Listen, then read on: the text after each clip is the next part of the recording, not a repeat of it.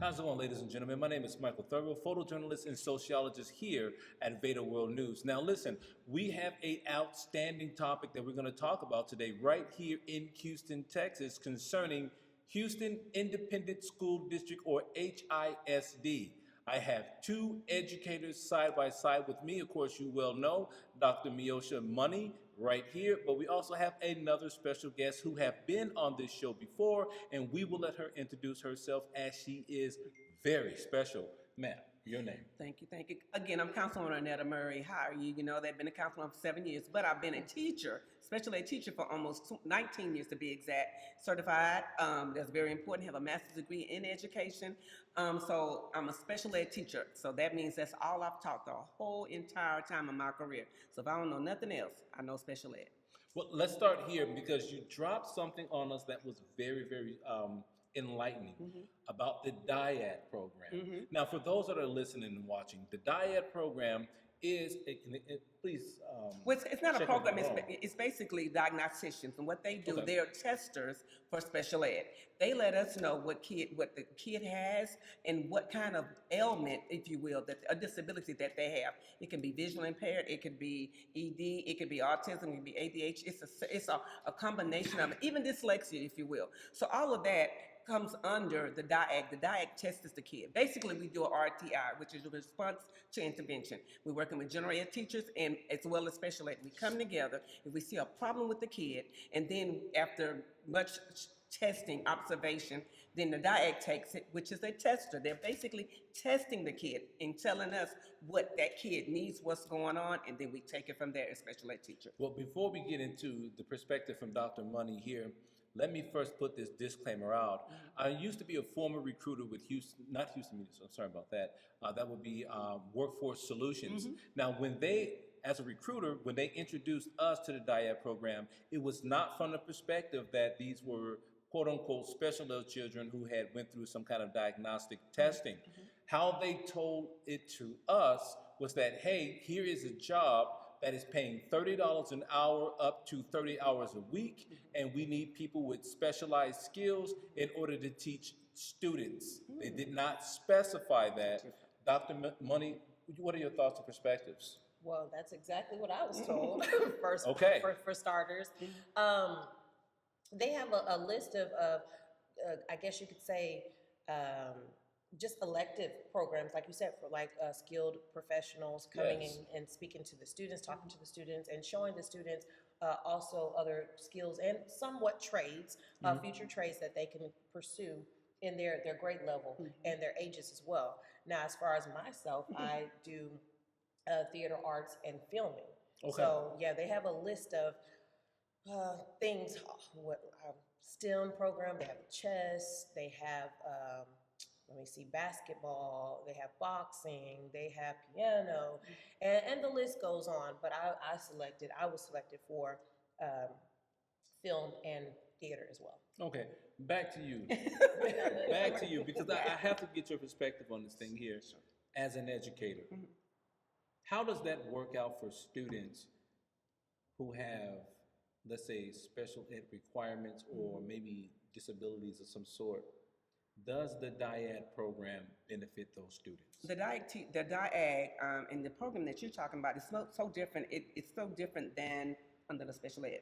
You guys are looking more at the electives, okay? For DIAG, under my tutelage, which is special ed, we're working together to make sure we're dealing with disabilities. She said nothing about disabilities. She's saying they told us nothing of disabilities. Because that's a whole different program. Trust me, I know. So under the special ed DIAG that's working with me, we're working together to make sure that we can teach that kid with their disability to make sure they learn. So basically what they're saying, for example, if a kid has visually impaired, they're getting tested from a diagnostician, which is a tester, to make sure that number one, they have those issues, right? Then number two, what can we do to make sure that we teach them in spite of that issue that they can learn something in that particular classroom? Understood. So it's different types, I think, DIAG, if you will. So for me, when I'm dealing with a DIAG, we're in an ARD meeting. That's all of me and the parent, this child, and with an IEP, which is an individual, educational plan. Right. We're doing all of that and making sure that we are adhering and making sure that we can work with that kid, that they are learning appropriately in their classroom with their disability. Or if they want to, they may want to be in a classroom that's not secluded, but where they're with their peers. All of them have a disability, if you will. Understood. So, but we try to promote inclusion under the special ed umbrella. Let me ask another question here, because not only in Houston and Texas itself, but around the country, we have a shortage of teachers, a great shortage of teachers. Let me ask you, you just face a situation. I did. If I say it, it's like I'm probing. But if you say it, it's more likely to be conceived as the truth. Please tell the viewers what Let me happened. share what's going on. We're having a lot of teachers that are over the age of 50 that are being dismissed. Unfortunately, what they're using is the weaponization of absences. For example, in HIC, you only get 10 absences for the whole year. That's even included with the sickness, even if you've gone to the doctor, even if you have whatever. They are doing that as a way to get rid of teachers. How you know? Because I'm one of them that they got rid of. After fighting, after being in the union, I probably should have lost my job a year ago. Because I'm a union, and not only in the union, on the executive board of, that's one thing you can't tell me. I know teachers, I know education. That being said, it was just atrocious how they did us at the meeting. You can look it up. Last Thursday, we were there, we were fighting, trying to take a stand with our lawyers, and they said, well, you know what, Ms. Murray, you had 21 absences, but I'm showing you why. You got the proof right here. It didn't matter. Guess what they did? Got rid of us. So what is Ms. Murray gonna do? With my union lawyer, we're going to the next step. What's the next step? TEA, Texas Educational Hearing. What's the next step after that? EEOC. Again, teachers, you have to fight. It's so sad. It is so sad that we've given our best, we've done the best we can. Are we perfect? No. This is what I said. You act like, and let me be honest, that I raped the kid. You act like I did misconduct. I had some situations that happened that was beyond my control, but they did not care. So even with the proof, even with doctor's notes, even with them themselves seeing me with pink eye, it didn't matter. Question, you raised the number of 50. Right. Is that ageism in the workplace? You're goddamn right. I'm just listening to that, and to get rid of teachers who are 50, typically people around that age have lived life, they have wisdom at that particular point, and they're able to fuse that with experience and what the teacher mandates are, but you're getting rid of those types of teachers and replacing them with what? Not only that, I want to also say with the experience, y'all have seen the educational field blossom, grow, develop. Y'all seen the changes in the students and even the environments and things of that nature and the field. So why get rid of someone that is experienced, 50 plus years or maybe 30, 40 years, however you want to say, versus someone who's been in education a couple of years. Is it a bottom line or a bean counter thing? Is it that they're trying to save money, reduction in costs? Maybe they don't have to pay younger teachers more. What's happening here? I'm sorry. Respectfully, may I say this? Please. I'm in fear that my job might be on the line in regards to that. I mean, again, we could be honest. This is a little age gap or whatever the case is. However, I'm in fear of, my job might be next, because again, like, I don't have as much experience in the educational field, but I am experienced. So the fact of the matter is, and then let's just be honest, I'm contracted, I'm contracted. So if they're eliminating the teachers that have been here for a while, where does that leave a person such as myself? Sadly, we know that number one, Project 2025 is in effect. That's number one. Number two, it is intentional. When I was at HIC, they were hiring teachers that were uncertified. All he wanted was a degree teacher. Am I lying? No. Correct. Most of us felt that was an insult. I got certified. I got the degree in it, and they didn't care. Now, I am not up against youth. I'm a mother of 5 kids, most of them your age, and grown and gone. So I understand youth. I love youth. But at the end of the day, just like I have to pay my dues, why shouldn't they have to pay theirs? So what he did, again, I was there at the takeover. I was there fighting against Mike Miles, but fighting respectfully. Let me be very clear, because me being on council, we can disagree, but don't start calling me names and being very disrespectful. That's when it goes out the window. So I dealt with him in the same vein.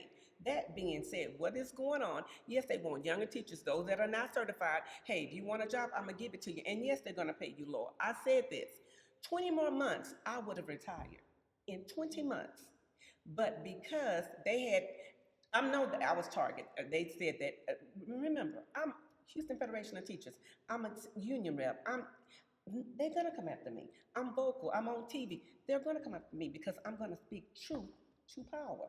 Because if we don't, who will? Well, I had the opportunity to provide press coverage at several TEA takeover meetings where, really a lot of people came out, a lot of teachers came out in droves in anger of Mike Miles and the policies that he set forth.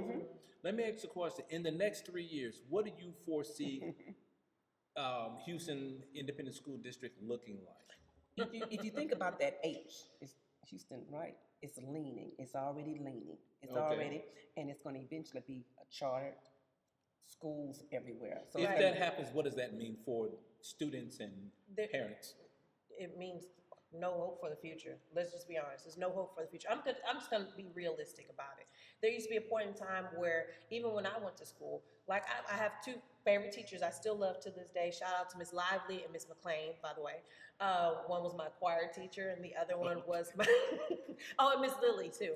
One was my choir teacher, one was my science teacher, and one was my math teacher. Different grades, that is. I think it was probably in middle school and maybe high school or whatever.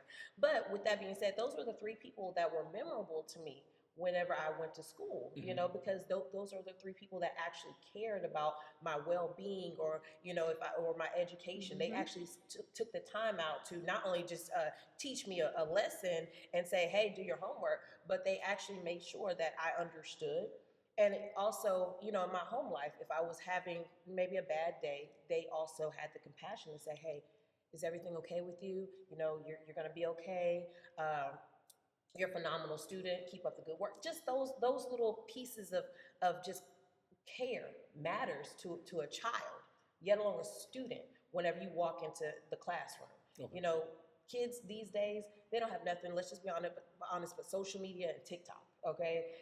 Which is still part of social media. So they don't have a lot of mentorship. They don't have a lot of guidance. They don't have a lot of people to encourage them other than their peers. And with that being said, it's like the blind leading the blind, So when you go to school, it's easier for you to be yourself or you find yourself or just have fun with people that actually care, You don't know what these kids are going through at their households or in their environment. So when you're coming to the schoolhouse, it's an easy way for you to find yourself and have fun. And with you taking away teachers that has more than enough experience, it kind of puts a big damper on everything. Let me ask you two a question. Do you feel as if there's a war on teachers? Absolutely. Yeah, there is. How so? May I? Okay. As far as the younger teachers versus the older I don't know. experienced, I see that even in the school districts now. The younger teachers, I'm gonna be honest, they don't have the compassion. Most of them come for a check. Most of them come for the title, the position, the clout. They can't deal with the kids. Now, when you say younger teachers, what age bracket are we talking about here? Okay. I'm a very old person, so I'm you trying are to not. figure this Oh out. my God. Okay, well, I will say this. I'm a millennial, okay? Okay. So let's work from that down. Let's work from that down. So are we looking at 18-year-old teachers? Yeah, 20 yeah, we're- yeah. Really? I'm from Chicago. 21. I've never seen a 21 or 18-year-old teacher in my life. Oh, Everybody's been like 35, they're there. 40. Matter of fact, they come in looking like baddies, as they Really? say. Yeah, baddies. Okay, How let can me the tell the young definition guy of a baddie. focus? A baddie is someone, not when you keep yourself together, you look professional, whatever, nice little blouse, but it's too tight clothes. Like you probably go into the after hours a little bit. Just Really? Do they come in like that? Well, let me say this from my angle. Because I don't know. I'm not disrespecting. But the schools I'm gonna say what I see Well, sometimes. From what I see, and the principals that I had, they couldn't do that. Normally, the kid, if they were 18 years old, normally they were teacher assistants. You got to come to school and get a degree at 21, and then come in. They would take you uncertified, but you had to have a degree. You had to take classes and certifications. Well, but now with Mike Miles, he did a district of innovation. They changed that. What is a district of innovation? He made his board members basically have a new. I was at all those meetings talking about, we're trying to, innovate and do things differently, but it was a way of really taking away certification. Where does he? I don't know if you know this or not. Mm-hmm. Where does he get his ideas from? You know what? For somebody who's not even a certified teacher, He's not a certified teacher. He's not a certified in nothing. What is he? He's just a henchman for our wonderful governor and our TA president, Marav. Mike, I think it's Marav. Yeah. So that's what he does. That's where his focus is at. But let me say, you was talking about the teachers as well. There are different types of teachers. You're right. I was on social media and they talked about this teacher that was a baddie, but she was pretty, but she was in her 20-something. It was inappropriate to me. I'm gonna be honest with you. It was inappropriate to me to be around children like that. or minors or whatever. Yes, she was gorgeous. She was pretty, and there's other ones that I've seen as well too. Because I am very interested in how this baddie. She was bad. At the end of the day, like when you go into the work field or whatever, there's a way you're supposed to present yourself and carry yourself. I'm not saying dress like a nun or put a paper bag on and cover everything up. But at the end of the day, a nice little blouse would do. Maybe some slacks, maybe some flats. Business attire. Business attire. Absolutely. Or maybe some jeans and a t-shirt or whatever. On Friday. Yeah, spirit shirts. That's what they call it, right? Okay. But at the end of the day, like it was a bit too much. But she's not the only person I was speaking of. There's also other teachers that come in looking raggedy too. I'm gonna be honest with you. They come in looking like they rolled out the bed, and I'm like, how are we teaching our children how to carry themselves if we're not even leading by example? And I'm just going to be honest or whatever. And she is honest. But let me say this. I have to say that some teachers, Most teachers, let me be very clear. Oh, I got this. I got you now. Some teachers are trying to adhere and make sure they are in the code of clothing they're supposed to be. One thing I'm going to do, I am real about teachers, but I got to stay focused. You got some that's not doing it, but I can say this, 70 to 75%, because why? Number one, I'm a union person, and I'm going to make sure I'm going to protect these teachers, the ones that's doing their job. There are plenty that are not, and I'm not going to focus on that. She's right about the baddies, but we got some damn good ones that are doing their job, that are being mistaken, that are being taken for granted. They're scared to go to school. They're scared to say anything. These principals are doing the beating of Mike Miles. See, I'm just being real. Now, I'm being real because I'm in the trenches, been in the trenches a long time. Why are the Houston schools considered independent? And it's just an independent school district. It's not saying that. It's almost like they have. You know what? Because they create their own damn policies, and they don't care. Because one of those policies were what? Attendance. Our own policy, independent. But then when you take it higher, you'll find out through the courts what they're doing was wrong. Really? That's why. Go ahead. And we don't have these type of problems in the surrounding districts that we have around Houston, HISD. We have Spring, we have Klein, we have... How are they faring now? Alvin ISD, love y'all. Alvin ISD. Wow. There's not as many problems, not as many incidences as well too, and I don't know what it's behind, what I don't know why they're doing this as much and zoning in and hammering down HISD. I know why. Because HISD is one of the largest districts in Texas. She mentioned, I'm sorry, I got to interject. This is not only about the teachers dressing. This is about teachers have the power to change the world. Right. What's going on now? See, I'm in it. I was just in No Kings marching. I was right there and I spoke. So again, I'm not new to this, I'm true to this. At the end of the day, teachers have the voices, teachers make changes, and your legislatures, your presidents don't want that. That's why teachers are targeted. Go ahead. Oh no, you said a mouthful. I think I said that earlier. I mean, shout out to my teachers once again. Y'all made a great, brave community community advocate, a media personality, and the list goes on. So shout out to Ms. Lively, Ms. McLean, and Ms. Lily as well too. And Ms. Lona, my favorite teacher. Oh, and shout out to her teacher, Ms. Luna too. I know.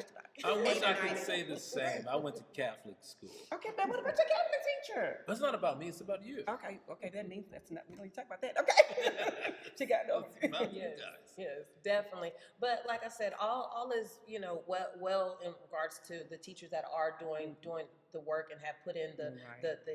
the compassion with the community, the children, and also balancing the two within their own personal lives Yeah. and homes as well too. So shout out to those teachers. It's just like I said, it's an unfortunate situation that these type of teachers are being ripped away. They really I are. mean, to be honest with you, I want them back. Bring them back right now, today, like after this, like not right. We're Well, let me ask you. I'm doing this. now. How many teachers found themselves in the position that you're finding yourself in? Oh, it is countless. It's been going on for like 3 or 4 years. When you're at a board meeting like we were at Thursday, and you get rid of 5 teachers that are special ed because of absenteeism, that's a problem. And I said this to my lawyer. Why focus on absenteeism when it should be kind of performance driven? That's what we said. Do you understand when I shared with them, 19-year teacher, special ed, never been in due process. Due process means court. If you do your research, most incidents happen with the special ed teacher or special ed aide. And, you know, you see it on TV. They've beaten up a kid. They've done something with the kid. That's under the special ed, typically, teacher. So what I tried to do when I got my master's degree, thank God for my professor who said, whatever you do in being special ed, make sure you can defend it in court. So I've never been in court. I've never had a hearing until HISD decided to have some concerns. Just ask a quick question, because that was something that you brought up that was really telling. Violence with, is it typically special ed students, or is it just like the general population? When you hear more, if you would do the research, you would hear more with under the special ed. That's what I mean. It's like the parents with their special ed kid brings it more to the media about, hey, my kid was nonverbal, he was had some issues and he was fighting, but that's part of his disability, and that particular special ed didn't deal with it appropriately. My next question is this. If special ed students are the gross product of violence and everything like that, and I don't have anything against special ed students, they be taught like anybody Absolutely. else. However, do you feel as an educator, both of you, that they need to have their own school that has certain parameters that are built specifically for special ed students?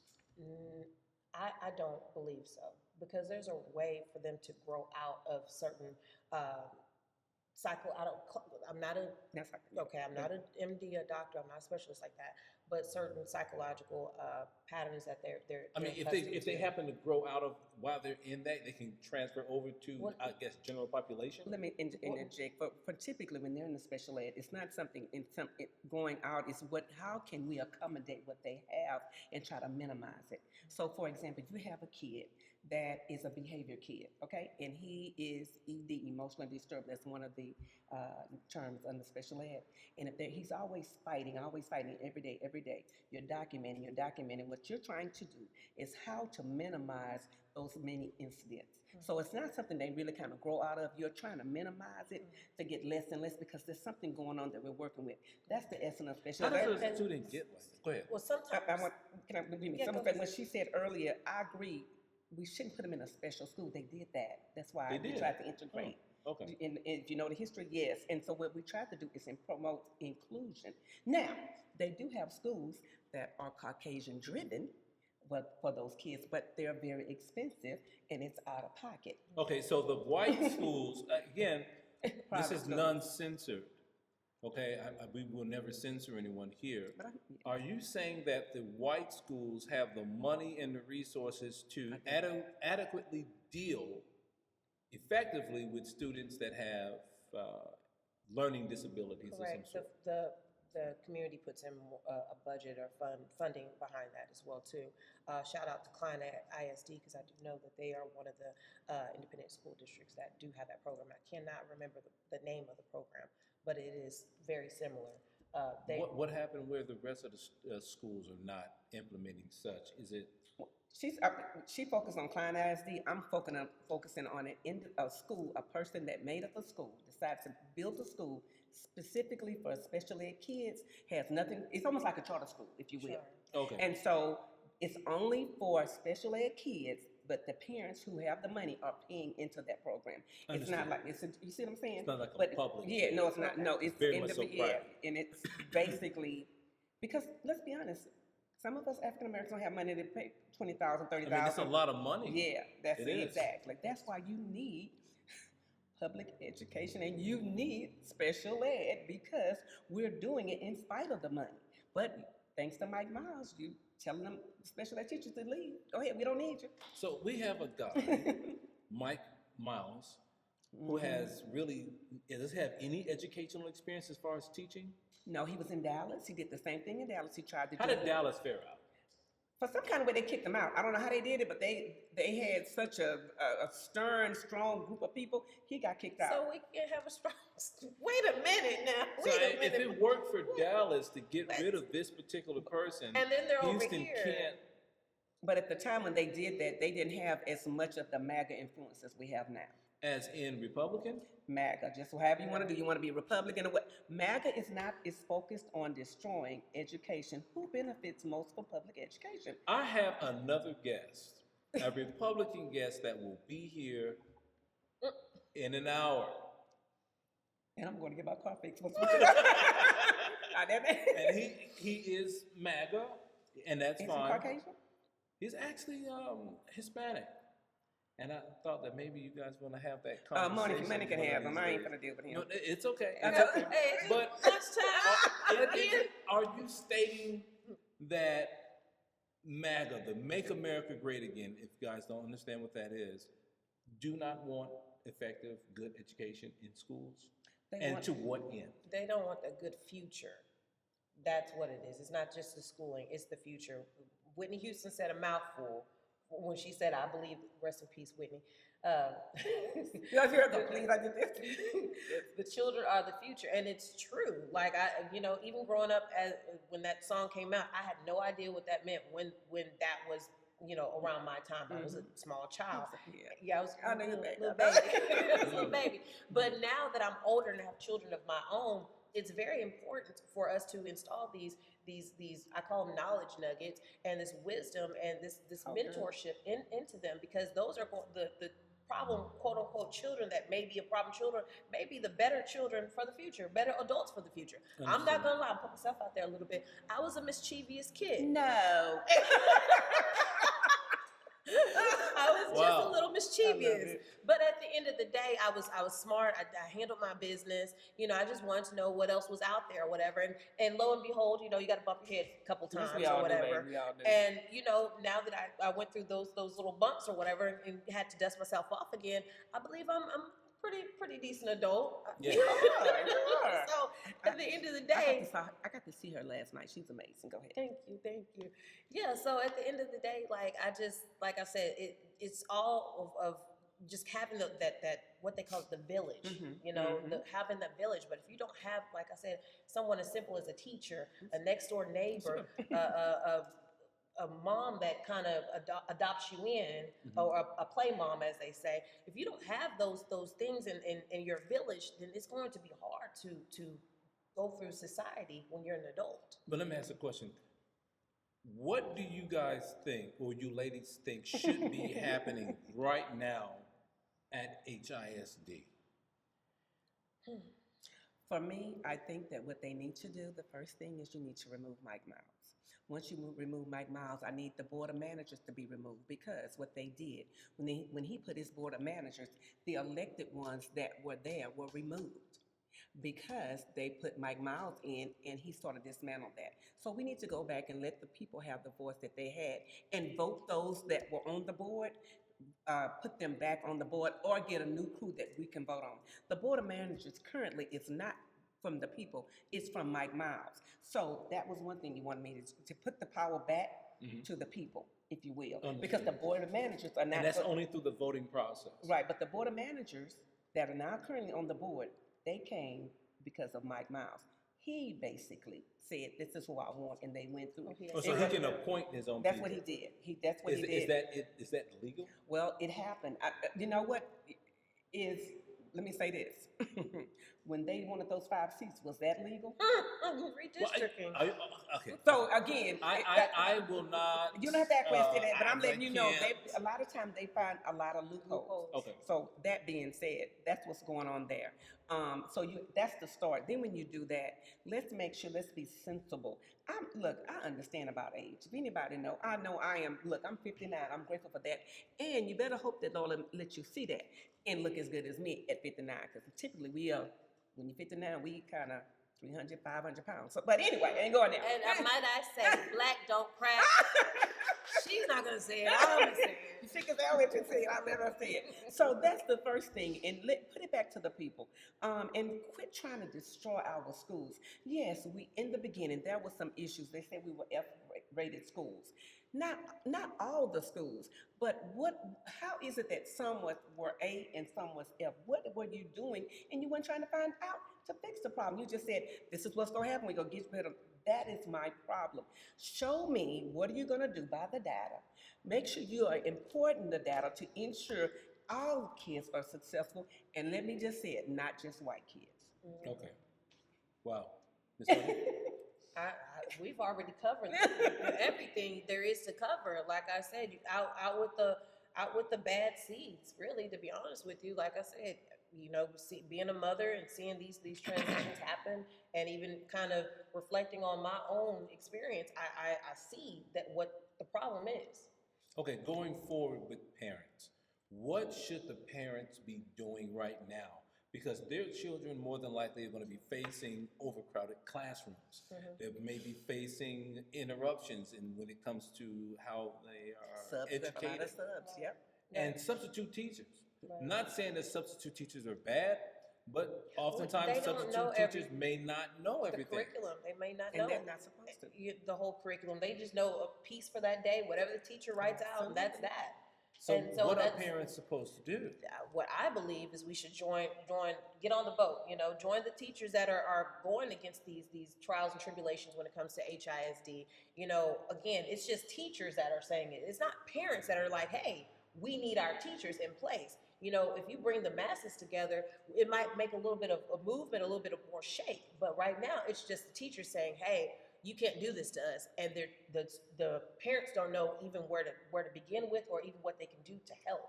This is and it makes a good point. This is what I say though. Number one, we do what we want to do. Whatever we don't know to do, we either Google or we go to ChatGPT. I'm just going to be 100. So what's important to you? It's important. Is it important that I know I have to work, but are you concerned about who's teaching your child? And especially if that teacher is not certified, does not have the credentials. I said this at the board meeting with Mike Miles. When it started, I said, why is it you're okay about the district innovation? You're okay, you can pull it up. You're okay with having an uncertified teacher, but you won't go to an uncertified doctor. And the way they all looked at me, the board looked at me, and I was very just respectful as I could be. I'm just saying, but you say you love the kids. How do you love the kids and you putting an uncertified teacher in that classroom? I don't understand that. But you're not going to go to a doctor that's not licensed. So that being said, what can I say? Number one, I want to thank the teachers that are in it. I want to thank the retired teachers. And those that have lost their job, I guarantee you things are going to change. Now, the bad teachers, I don't focus on y'all because you are few of the bad apples. I'm referring to the ones that are doing their job, working diligently. And let me say this. They are working under the scrutiny right now. They're scared, they're nervous, and the only reason I'm speaking out, because number one, they let me go. So guess what? It's no holds bar. So number one, they know this. Miss Murray not lying. Number one, she's elected official. She out there. My hands are in the dirt. So you know that. I got to look for a job. 20 months from retirement, and you let me go for just absences, and I showed you the proof? Come on, y'all. So again, let me say thank you. We're going to still fight, but we need parents outraged. She said it earlier. It's not enough parents outraged because I think they feel like, well, they're going to school. They'll let my baby go to school, and I got to go to work. But your baby's not getting a quality education. So you got to make up your mind what you want. Well, it looks like you've heard it here first.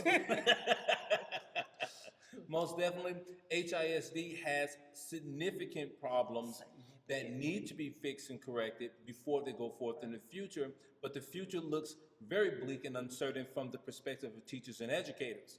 One of the things that I'm taking away from this particular conversation is that not only do we need more educators, but we need more certified educators, and we need even more certified educators in special ed classrooms. Talk. What is going to happen, we don't know. But the one thing that we do know is that change will come. My name is Michael Thurville, photojournalist and sociologist right here at VEDA World News. You can catch this episode and more at vedacom.com with 2 M's. That is VEDACOMM.com.